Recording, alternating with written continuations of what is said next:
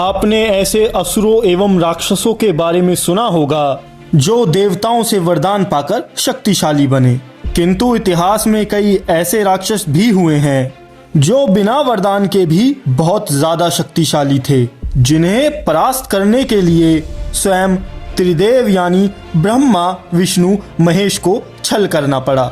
तो नमस्कार दोस्तों, आपका अपने वेदों के ज्ञान के सागर वैदिक ज्ञान चैनल पर स्वागत है। अगर आप हमारे चैनल पर नए हैं तो चैनल को सब्सक्राइब करके बेल आइकन को जरूर दबा लीजिए, जिससे हमारे चैनल पर आने वाली वीडियोस की जानकारी आप सभी तक पहुंचती रहे। तो दोस्तों, ऐसे राक्षसों की सूची में सबसे पहले आते हैं मधु और कैटब। ये दोनों भाई भगवान विष्णु के कान के मैल से पैदा हुए थे। इन दोनों ने भगवान विष्णु के नाभि कमल पर विराजमान ब्रह्मा जी को खाने की कोशिश की थी। तब ब्रह्मा जी ने बचने के लिए भगवती योगमाया की स्तुति की।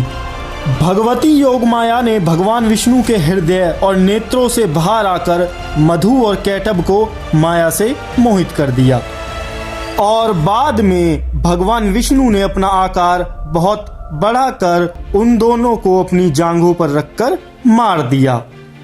अगला है वृत्रासुर। वृत्रासुर एक राक्षस था जिसने दुनिया के सारे जल को रोक दिया था, जिससे धरती पर जीवन खतरे में पड़ गया था। वृत्रासुर को मारना बहुत कठिन था, क्योंकि उस समय तक ज्ञात कोई भी हथियार उसे नहीं मार सकता था और वह किसी गीली या सूखी वस्तु या लकड़ी या धातु से बने किसी भी हथियार से नहीं मर सकता था।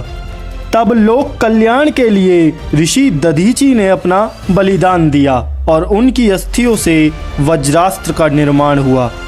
तब देवताओं के राजा इंद्र ने युद्ध में वृत्रासुर का वध कर दिया और सभी को उसके आतंक से मुक्ति दिलाई थी। फिर आता है हिरण्याक्ष। यह हिरण्यकश्यप का भाई था। यह दोनों भाई अत्यंत शक्तिशाली थे। पुराणों में इन्हें देवराज इंद्र का सौतेला भाई बताया गया है। यह देवराज इंद्र के पिता ऋषि कश्यप की पत्नी दिति के पुत्र थे। हिरण्याक्ष ने एक बार पृथ्वी को समुद्र में छुपा दिया था। इसके अत्याचारों से तीनों लोकों में त्राही त्राही हो गई थी।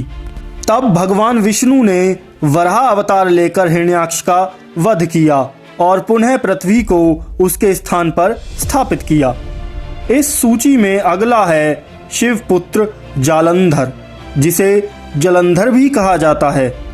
एक बार इंद्र का अहंकार जब बहुत ज्यादा बढ़ गया, तब क्रोधित होकर भगवान शिव ने अपनी तीसरी आंख खोल दी, जिससे एक ऊर्जा समुद्र में जाकर गिरी।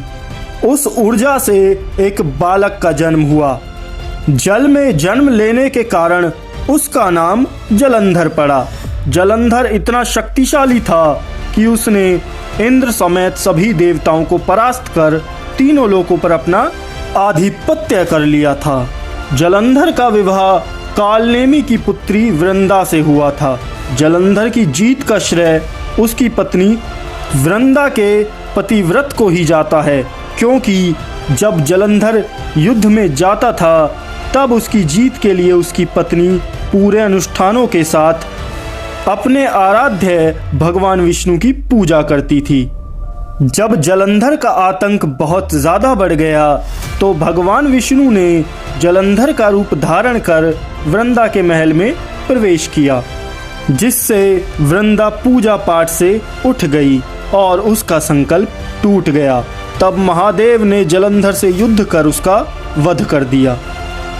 आपको क्या लगता है कि इन सभी राक्षसों में सबसे शक्तिशाली कौन था? और आप लोगों को यह वीडियो अच्छी लगी हो तो ज़्यादा से ज़्यादा लाइक और शेयर करें और हमें बताएं कि अगली वीडियो आप किस टॉपिक पर चाहते हैं। हर हर महादेव।